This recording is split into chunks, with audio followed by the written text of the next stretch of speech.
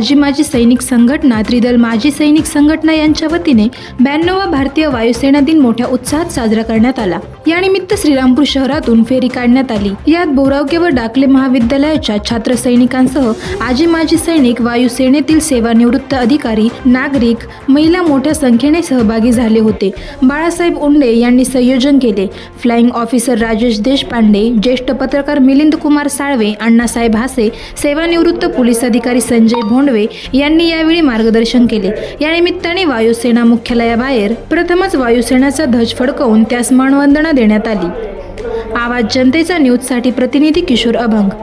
करायचा आहे लाईव्ह कार्यक्रम किंवा आहे कसले आंदोलन, जनसामान्यापर्यंत पोहोचेल आपल्या हक्काचा आवाज। आवाज जनतेचा। बातमी व जाहिरातीसाठी संपर्क करा 86 68 50 08 62।